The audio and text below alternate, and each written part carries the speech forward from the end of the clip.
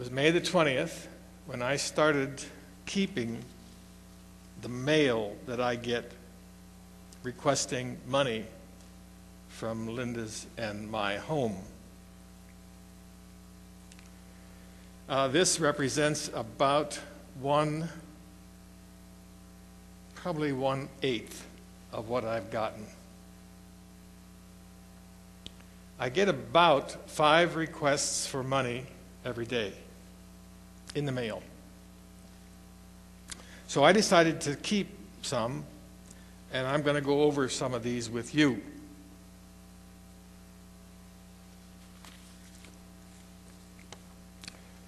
I'll do that later. I got requests from Earth Justice. Now, you might be interested in what Earth Justice does. I don't know. I don't know about Earth Justice. I've never given Earth Justice any money. But somebody gave them my name. You know how this works? I've given to other places that have similar values, I guess, and they gave my name to Earth Justice. This particular one is your contribution to Earth Justice organization is tax deductible. Don't forget to sign the urgent petitions below. So here's a petition to Sally Jewell, Secretary of the Interior, and Gina McCarthy, Environmental Protection Agency. They want my money. Here's a request for money from the ACLU. Dear Clark, I mean, we're on a first-name basis here. They know me. They are defending freedom in Ohio, and wouldn't I want to send them $50 for the cause? Here's Earth Justice. Here's what they're doing. Earth Justice, defending threatened wolves and grizzlies, fighting old-growth logging in the Tongrass, that's up in Alaska, protecting marine mammals from noise pollution, defending Utah's Red Rock County, helping wolverines survive, restoring the Grand Canyon of the Pacific, fighting smog in Los Angeles, challenging toxic herbicides designed for genetically modified crops, safeguarding community, and so on and so on and so on and so on. They want my money. That's Earth Justice. The Southern Poverty Law Center wants my money because they are identifying hate groups in the United States. And there are some 27 in Ohio. And so they want me to send them just $15, and they will send me something free. Do you understand? I'm going to get this free if I send them $15. I get a tote bag. I only have about 45 tote bags right now, but they're willing to do that for me. And then there are the Native Americans. I sent some money to the Native Americans for a school, and they gave my name to 37,432 other Indian communities that want me to send money for their schools as well. And here's one from FINCA, F-I-N-C-A. FINCA is the Foundation for International Community Assistance. They assist communities around the world, and they want me to send them some money. And they start at 25 and up to 50 and then 100 and so on. And then I got something from the American Friends. This one actually is pretty important. I want to see if I can find a piece. I hope I brought that with me.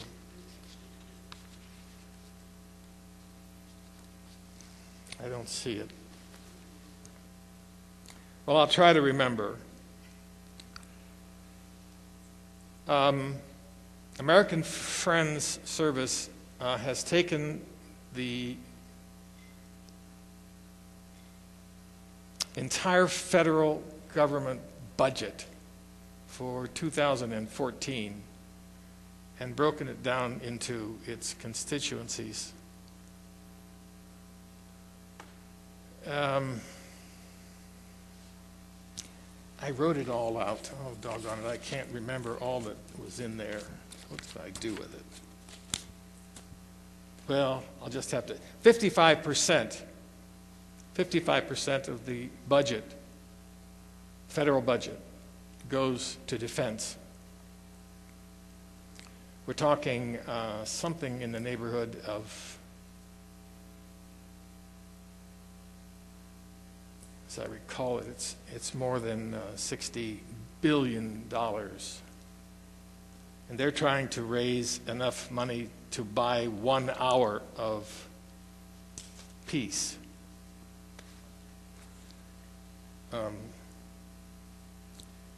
Here, the United States spent $653 billion, 110 million of your tax dollars on the military last year. That's about $1.2 million spent every single moment for war and so-called self-defense. And they're trying to raise $1.2 million to spend on peace. We spend 1%, I remember some of the categories, we spend 1% on agriculture. We spend 5.5% of our budget on education. Here's Feeding America. I send them money.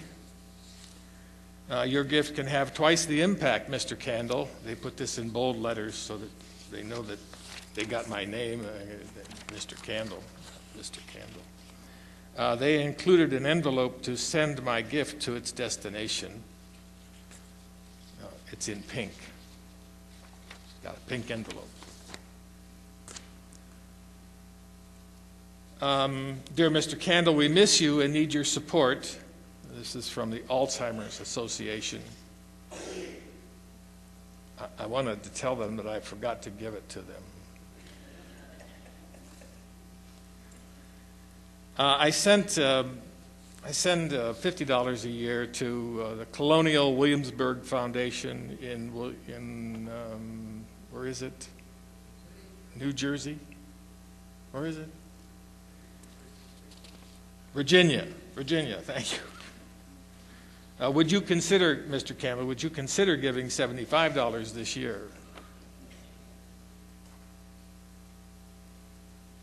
Then I got an invitation to send money to the San Francisco Seminary. I have no idea how they got my name, but would you send some money to San Francisco Seminary? I don't send money to San Francisco Seminary. I send money to my own seminary, which is Boston University. I sent money to the NAACP, the National Association for Advancement of Colored People. I didn't send them very much money, so they sent me a letter wondering whether I wouldn't increase my gift to them this year.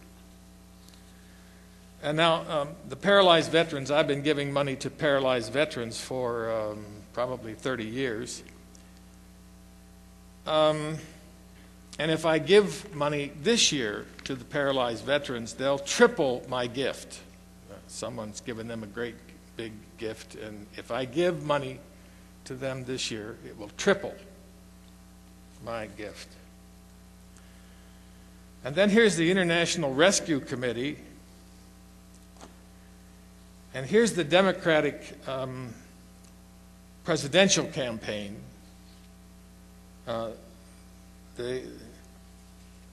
I'm Clark, to them. I'm Clark. Barack and I are on a first-name basis.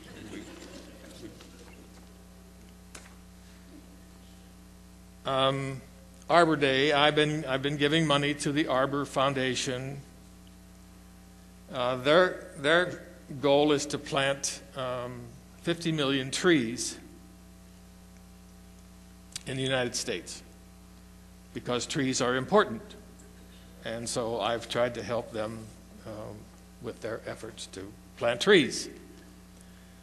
Because trees are protectors of birds, and I also have a request here for birds. The Audubon Society, and they go to, you understand, they go together. You see, birds protect trees, and you get that. Are you getting any of this? Are you okay?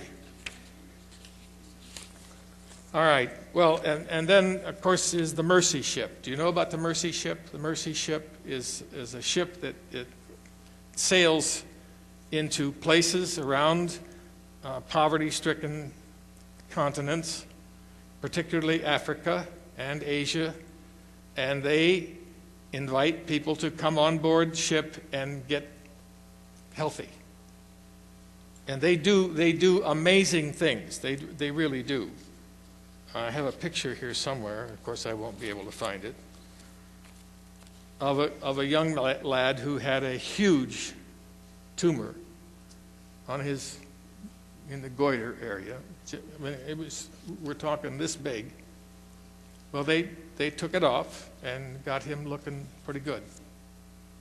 They do an amazing job, and I've given money to the Mercy Ships.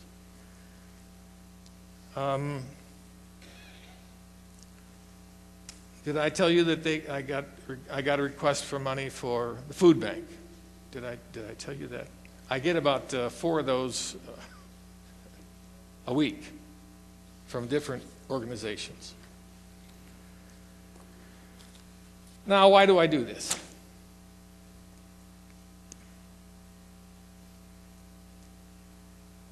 Well, I do it for several reasons. I like to give money away. I enjoy it. I enjoy the fact that I can do it. So I like to do it. But all of these groups in my head are dependent upon this right here.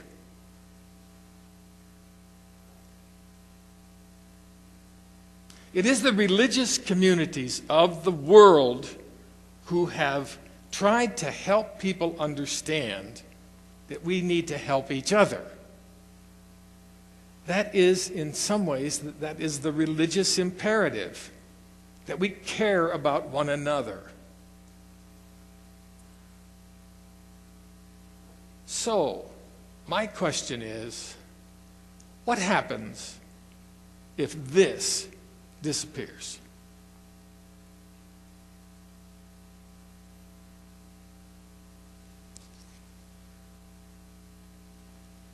Do you understand me when I say this?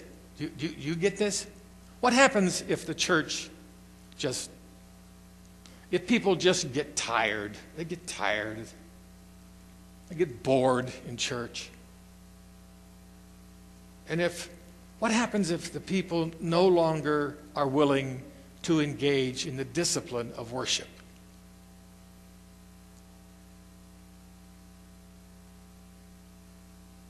What happens? My guess is that something will have to substitute for it. And my guess is that it will be much more self-centered than we are. It will not be God-centered. It will be self-centered. And excuse me, but I don't think we need to be more self-centered than we already are.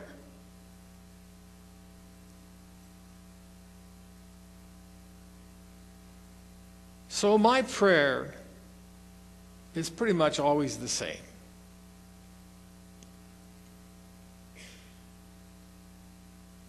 Dear God, would you help us understand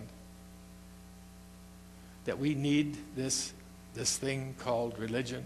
We need this thing called Christianity. We need this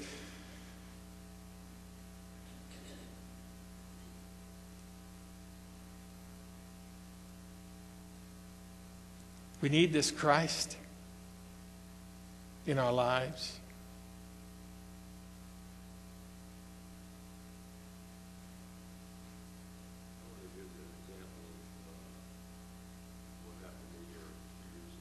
Do stand up there and talk to us. Well, I went to China, a lot of you know, a few years ago, and my buddy was over there, and they had a big trade show there that I wanted to go to. It used to happen for years ago, so I finally went over, and we got into, well, we flew into Hong Kong, and then we went into mainland China, about 100 miles, and we were on our way to, one morning to I don't know if we were going to a produce market or a watch market. They had everything, and and just so many people. We were on our way walking down the sidewalk, and just wall-to-wall people. I never seen so many people. I mean, when you get over that part of the world and you leave, the confines of where you live, a small community, East Canton, or someplace like that, it's overwhelming. We're going down the street, and this young fella come up to me, and I don't know what had happened. One arm was gone, and part of the other was gone. It's basically like he's got the one hand out, the other thing he wants some money. So I gave him 5 yen that I had. And Stanley turned around to me and he said, "Don't do that." Why not? I said, and he took off running. So we didn't go very far down the path we were on, and they started coming from every direction. I mean, and they're all running at me, and Stan said, that's why. It was overwhelming. Yeah. The need, in a lot of people. And these are young kids out on the street, and what you saw over there really made you think about, how fortunate we are in this country, how blessed we are. Yeah. And when you talk about if something happened to the church, and that frame of mind, that's what's amazing to me, that we were just like non-caring, everybody for himself.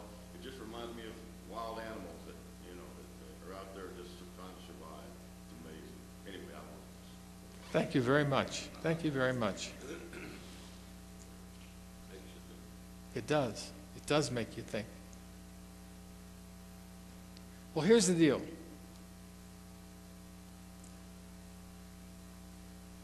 I'm one person. I can't save the world. But I can do something.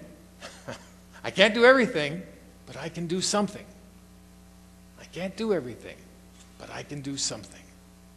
You know the story about the horseshoe crabs? They come up on the beaches down in Florida, and people are worried about the horseshoe crabs because they are diminishing. There aren't as many as there used to be, and people are concerned about that because they are the food source for thousands and thousands of birds. And this guy was down on the beach. He would pick up a horseshoe crab, throw it back in the ocean. And another guy was watching him. And he said, for heaven's sakes, what are you doing? And why are you doing it? You act like you're trying to save the world. And he said, well, no, I can't save the world. But I did help this one. Threw another one back in. I helped this one. And I helped this one. And I helped this one. And that's kind of how it is. We can't do everything, but we can do something. But our desire to do the something is foundational in our faith in God. All of these, hundreds of them, all of these are worthy. They're all doing wonderful things in some ways. But if we don't have this, that isn't going to work. We need this. We need the discipline of worship. We do. That scripture that was read for you this morning, that's practical theology. That's called practical theology.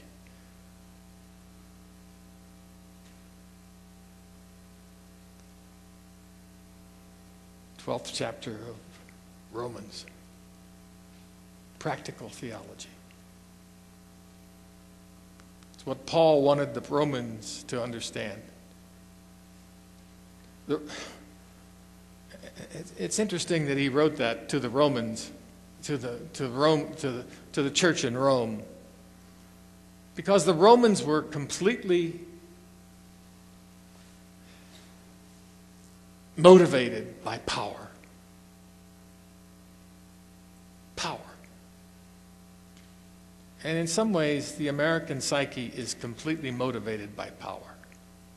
The fact that we spend 55% of our national budget on defense gives you an idea of how motivated we are around power. And he was saying to them, look, you're the people of God, and we need to act like the people of God. We need to help one another.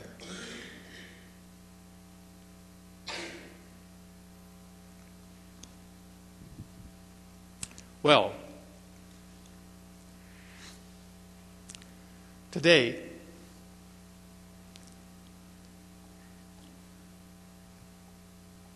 we're going to help one another by serving the Lord's table.